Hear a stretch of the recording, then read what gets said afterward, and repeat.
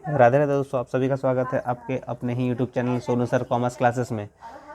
तो पिछले चैप्टर में आपको बताए थे ज्योमेट्रिक प्रोग्रेशन का मल्टीपल चॉइस सॉल्व कर चुके थे, वेरी शॉर्ट टाइप क्वेश्चंस आपको बता चुके थे। तो आज आपको ज्योमेट्रिक प्रोग्रेशन का लॉन्ग टाइप क्वेश्चन सॉल्व करके बताने वाले। तो चलिए वीडियो को शुरू करते हैं। तो देखिए लॉन्ग टाइप क्वेश्चंस में आपको क्या दिया गया है, क्या पूछा है आपको। तो जैसे आपको क्वेश्चन नंबर 1 में पूछा गया है लॉन्ग टाइप क्वेश्चन का, जैसे दिया हुआ है कि quantities x y -8 r in AP में है और x8y जो है वो जीपी में है। तो x और y का वैल्यू क्या होगा वो आपको फाइंड आउट करना है, ठीक है ना। तो क्वेश्चन नंबर 1 चलिए शुरू करते हैं लॉन्ग टाइप का। लॉन्ग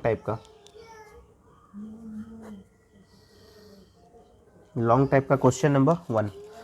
तो क्वांटिटीज़ जैसे आपको दिया हुआ है कि x है, y है और -8 है, ये आपको दिया हुआ है एपी में है, ठीक है ना। तो एपी का कॉन्सेप्ट आपको पता है कि कॉमन डिफरेंस उसमें निकाला जाता है। इसका मतलब है कि second term minus first term करना पड़ता है, या तो third term minus second term. तो सेकेंड टर्म का जो वैल्यू है वो है y, फर्स्ट टर्म का वैल्यू है x, थर्ड टर्म का वैल्यू है -8 और सेकेंड टर्म का वैल्यू है y। तो यहाँ पर आप वैल्यू लिखेंगे y, ये -y था, इसको आप लेके आइए +y में, -8 और इसको लेके जाइए +x में। तो 2y = आ जाएगा -8 + x। तो y का वैल्यू आ गया -8 + x/2, ठीक है ना। ये आपका मान लीजिए इक्वेशन 1 है। नेक्स्ट आपको दिया गया है कि x 8 और y अगर जीपी में होता है तो ये आपको अगेन, यानी आपको दिया हुआ है x 8 और y दिया हुआ है, x है 8 है और y है वो दिया हुआ है आपको r इन जीपी में। तो जीपी में अगर होता है तो कॉमन रेशियो निकालते हैं, यानी second term by first term या तो third term by second term करते हैं। तो जो सेकेंड टर्म है आपका 8 है और फर्स्ट टर्म x है, थर्ड टर्म y है और सेकेंड टर्म 8 है, क्रॉस मल्टीप्लाई करेंगे तो एक्स वाई का जो वैल्यू होगा वो होगा 64, इक्वेशन नंबर 2। तो इसमें आपको पूछा गया है find the value of x and y। तो x और y का वैल्यू कैलकुलेट करेंगे तभी जब आपको कोई एक का वैल्यू पता हो। तो x और y का अगर आपको वैल्यू यहाँ पर 64 है तो यहाँ पर y का वैल्यू है -8 + x/2। अगर यही y का वैल्यू अगर इस क्वेश्चन 2 में पुट कर देते हैं तो वैल्यू निकलेगा यहाँ पर। तो लिख लेते हैं यहाँ पर पुटिंग द वैल्यू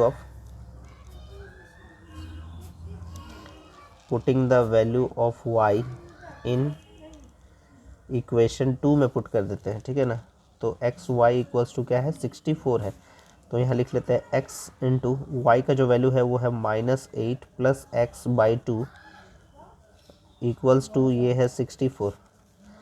तो ये x को मल्टीप्लाई कर दीजिए, -8 को x से मल्टीप्लाई कीजिएगा तो आएगा -8x, प्लस x को x से मल्टीप्लाई कीजिएगा तो x² आता है, और ये 2 को 64 से मल्टीप्लाई कर दीजिए, 6 दूनी 12, 128 हो जाता है। और इसको अरेंज कर लीजिए आप, तो ये हो जाएगा x² -8x -128 = 0 कर लीजिए।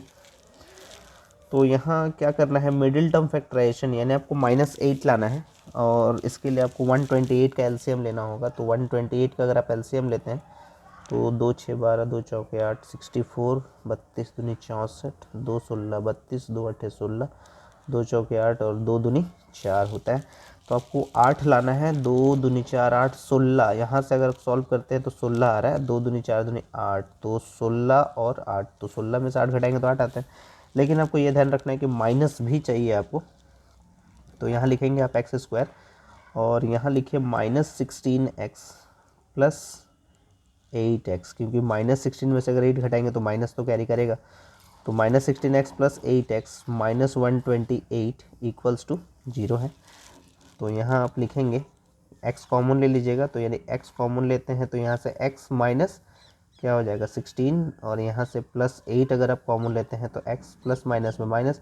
128 को अगर 8 से डिवाइड कर दीजिए, 8 एकम 8, 8 छक 48, यानी 16 बार में कट जाता है। तो ये दोनों सेम आना चाहिए आपका। तो यहाँ से आपका एक वैल्यू आ जा रहा है x माइनस 16 आ रहा है और एक आ रहा है x प्लस 8 इक्वल्स टू 0। तो यहाँ नेक्स्ट स्टेप आपको सॉल्व करके बताते हैं यहाँ से, ठीक है। तो जैसे यहाँ पर है x माइनस 16, तो x माइनस 16 इक्वल्स टू 0, तो x का वैल्यू क्या हो जाएगा 16 हो जाएगा, और x प्लस 8 इक्वल्स टू 0 मतलब x का वैल्यू हो जाएगा माइनस 8। तो पॉजिटिव वाला वैल्यू को लेते हैं, ये इम्पॉसिबल इसको हटा देते हैं, ठीक है। नेगेटिव वाले वैल्यू को नहीं लेते हैं हम लोग। तो x का जो वैल्यू है वो, ये आपको पूछा था x और y का वैल्यू क्या होगा, यानी x का वैल्यू आ चुका है 16 आ गया, ठीक है। तो y का वैल्यू भी आपको फाइंड आउट करना है। तो y का वैल्यू यहाँ पर इक्वेशन 1 में भी पुट कर सकते हैं आप। तो यहाँ लिख लेते हैं पुटिंग द वैल्यू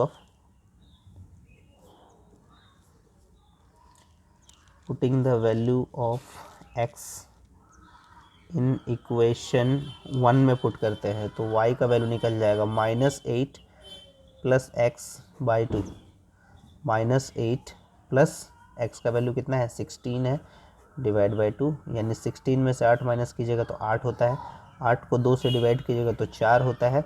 तो y का वैल्यू 4 आ गया, तो यानी x का वैल्यू है 16 और y का वैल्यू है 4, और ये आपका हो गया आंसर 16 और 4, ठीक है ना।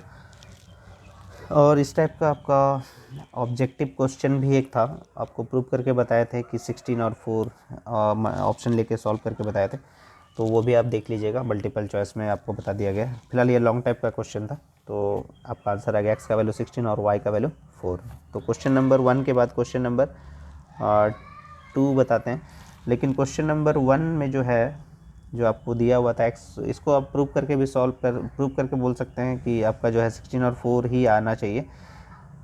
तो जैसे यहाँ पर जो आपका सीक्वेंस है 16 और 4, तो 16 और 4 लेके सॉल्व कीजिएगा इसको अगर, तो आपका वो AP सीक्वेंस में आएगा, और अगर 16 और 4 लेके बनाइएगा तो आपका ये GP सीक्वेंस में भी आएगा। देखिए जैसे 16 और 4 को, जैसे आपका आंसर जो है वो x का वैल्यू 16 सही है या गलत है वो आप चेक कर सकते हैं।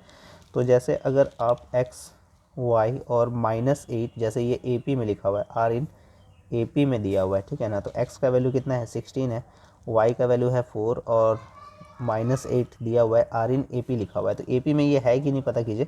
तो जैसे आप क्या लिखते हैं, कॉमन डिफरेंस निकालते हैं। कॉमन डिफरेंस में क्या लिखते हैं, second term minus first term लिखते हैं, या तो third term minus second term लिखते हैं। तो सेकंड टर्म का वैल्यू कितना है 4, फर्स्ट टर्म का वैल्यू कितना है 16, थर्ड टर्म का वैल्यू है माइनस 8 और सेकंड टर्म का वैल्यू है माइनस 4।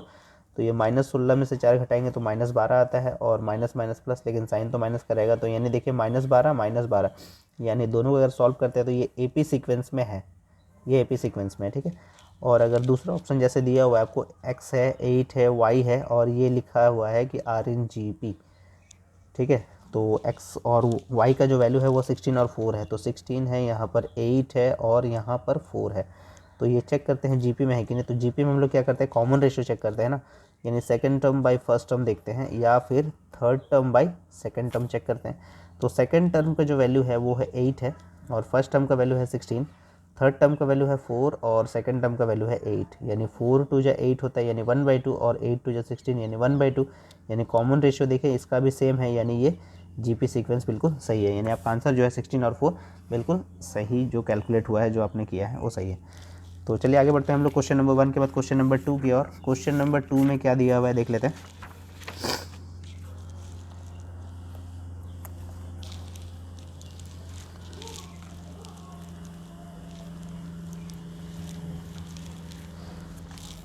क्वेश्चन नंबर 2 में दिया हुआ है कि if the fourth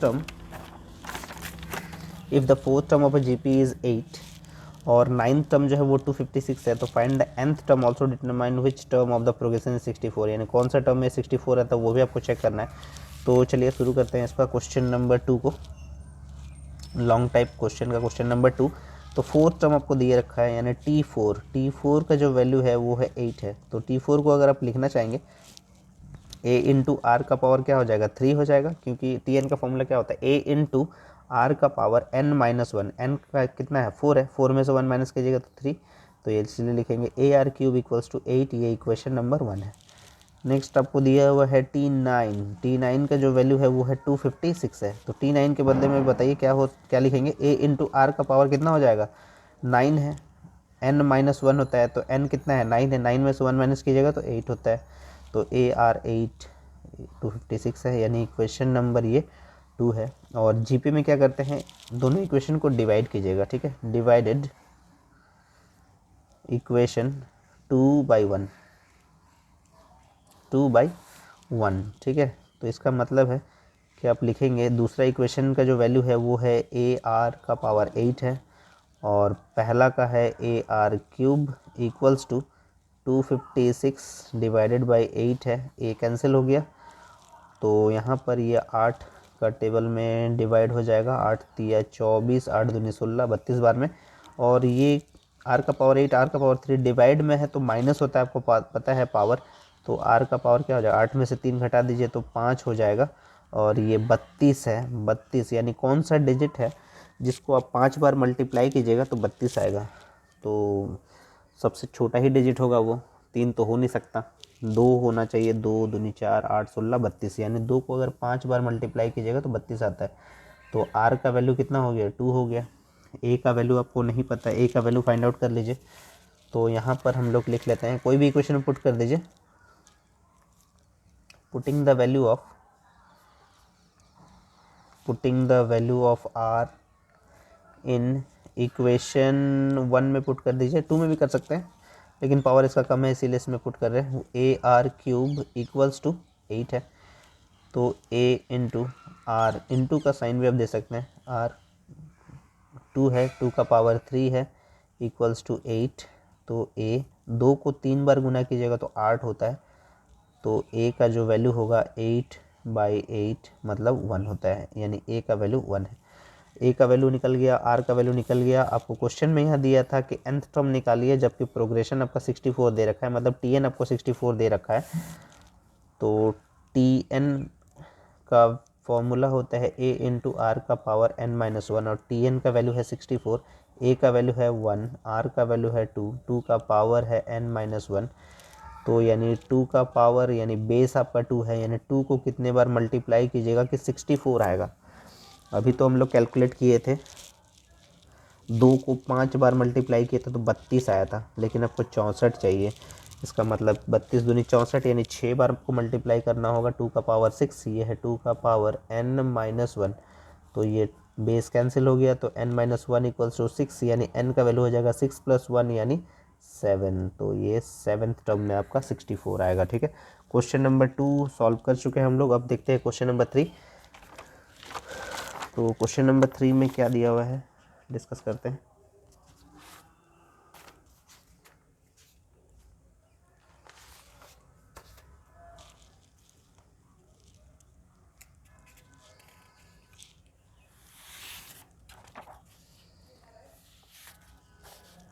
question number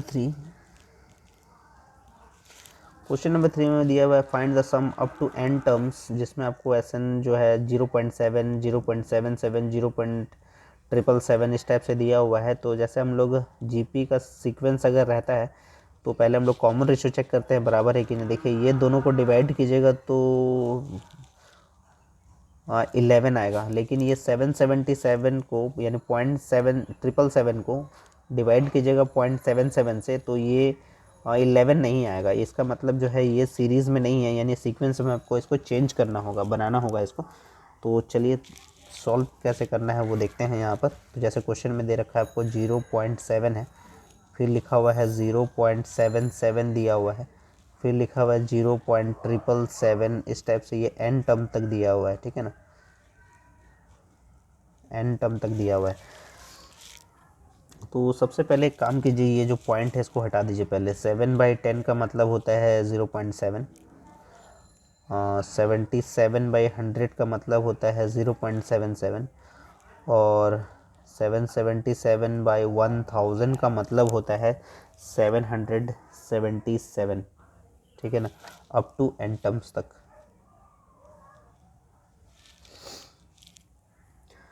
उसके बाद आप यहाँ से 7 कॉमन ले लीजिए, तो ये आपका वैल्यू हो जाएगा 1/10, और यहाँ हो जाएगा आपका 11/100, और यहाँ हो जाएगा 111/1000 हो जाएगा अप टू n टर्म्स तक।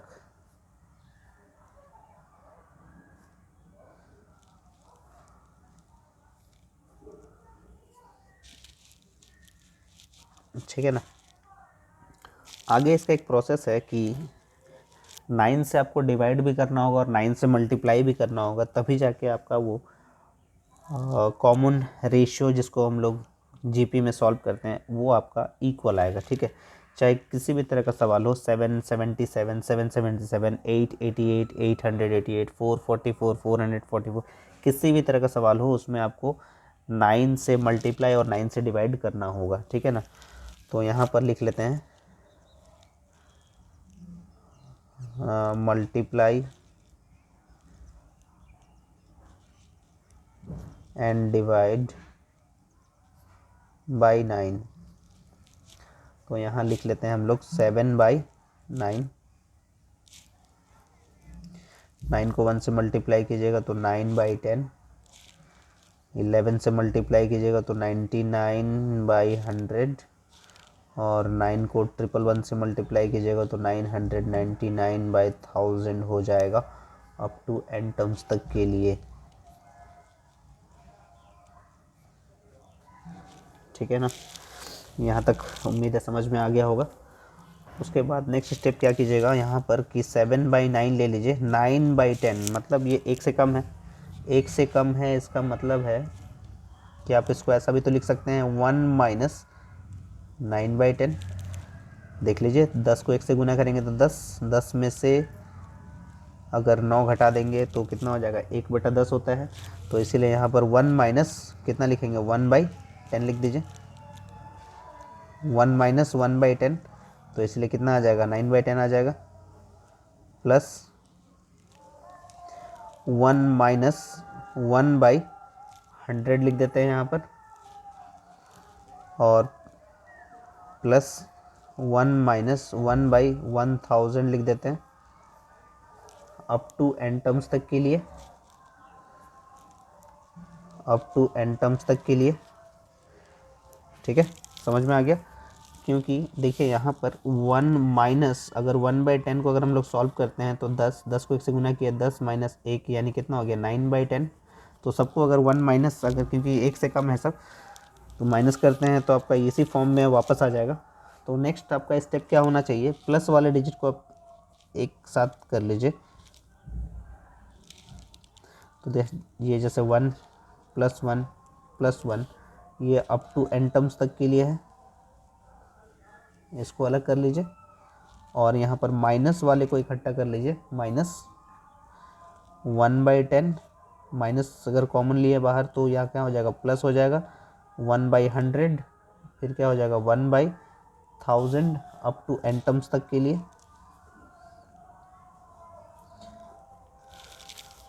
नेक्स्ट स्टेप आपका होगा यहाँ पर कि 7/9 और ये n टर्म्स तक के लिए है, तो इसीलिए आप इसको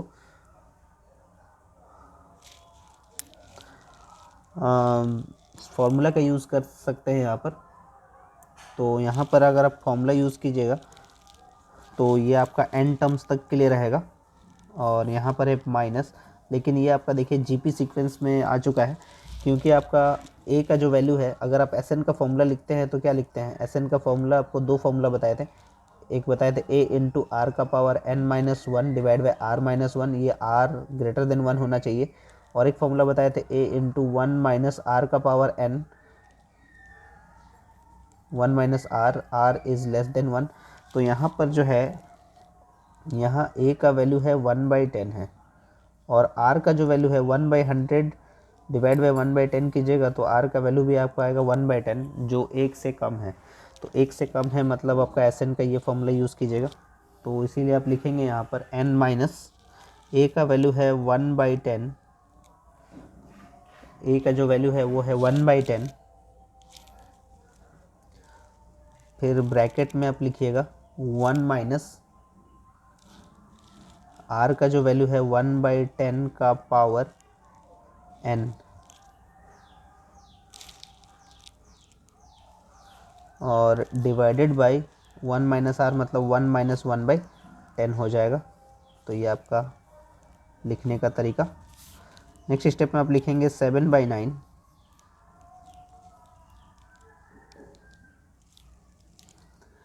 अ, फिर आप लिखेंगे यहाँ पर n माइनस 1/10, 1 माइनस 1/10 का पावर n लिख दीजिए यहाँ पर, और डिवाइडेड बाई, अगर इसको सॉल्व कीजिएगा तो 10, 10 में से गया 9, 9/10 लिखेंगे यहाँ पर। ठीक है, यहाँ तक समझ में आ गया। उसके बाद 7/9 n माइनस 1/10, ये डिवाइड में इसको इनटू में ले लीजिए, 10/9 हो जाएगा। और उसके बाद आप लिखिएगा 1 माइनस 1/10 का power n,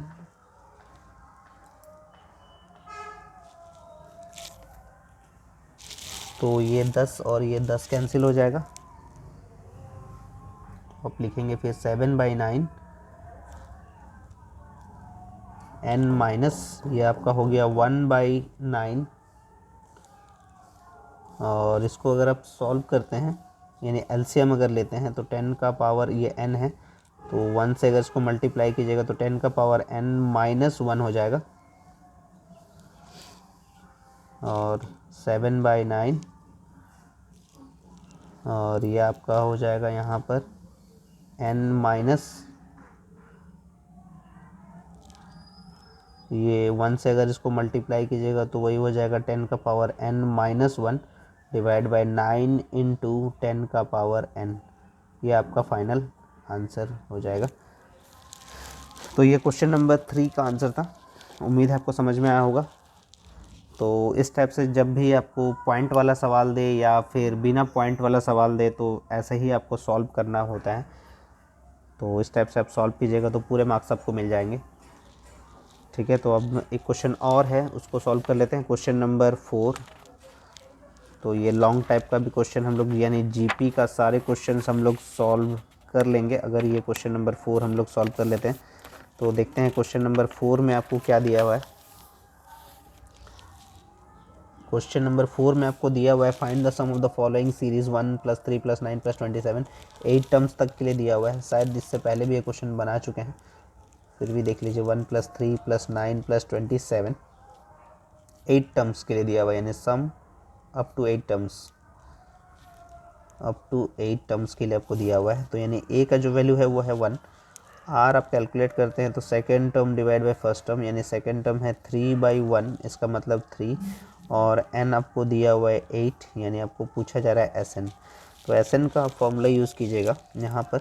S N equals to, क्योंकि आर का वैल्यू 1 से अधिक है तो ए इंटू आर का power n minus 1 divide by r minus 1 कीजिएगा। तो ए का वैल्यू है 1, आर का वैल्यू है 3, और 3 का पावर n, 3 का पावर n मतलब 3 का power 8 minus 1 divide by 3 minus 1। तो यहाँ पर 3 को 8 टाइम्स मल्टीप्लाई कीजिए, 3 3 9 27 81, 81 को 81 से मल्टीप्लाई करते हैं तो 6561, इससे पहले भी कर चुके हैं, -1 और 3 में से एक घटा दिए 2। अब इसको सॉल्व करेंगे अगर तो 6561 में से 1 माइनस कीजिएगा तो 6560 होता है, इसको 2 से डिवाइड कर दीजिए, 2 3 6, 2 दूनी 4, 2 यानी 3280, ये आपका आंसर आ जाएगा। क्वेश्चन नंबर 4 का लॉन्ग टाइप क्वेश्चन सारे क्वेश्चन हम लोग सॉल्व कर चुके हैं, क्वेश्चन नंबर 1 से लेकर क्वेश्चन नंबर 4 तक। अगर आपको कुछ डाउट रहता है या आपको कुछ क्वेरीज़ रहती है तो आप कमेंट करके पूछ सकते हैं।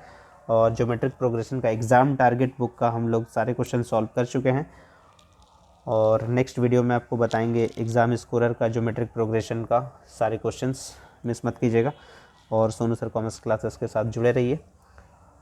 और अगर आपको वीडियो पसंद आ रहा है तो ज़्यादा से ज़्यादा शेयर करें, लाइक करें। अगर आप चैनल पे नए हैं तो चैनल को सब्सक्राइब भी कर लें, ताकि आपको क्लास 12 से रिलेटेड हो या फिर बीकॉम से रिलेटेड हो या एमकॉम से, ये सारे वीडियो हम लोग एक एक करके बनाते रहेंगे। सॉल्व चाहे किसी भी तरह का क्वेश्चन हो उसको भी सॉल्व करेंगे हम लोग, और इसी तरह से आप प्रैक्टिस करते रहिए। तब तक के लिए राधे राधे दोस्तों।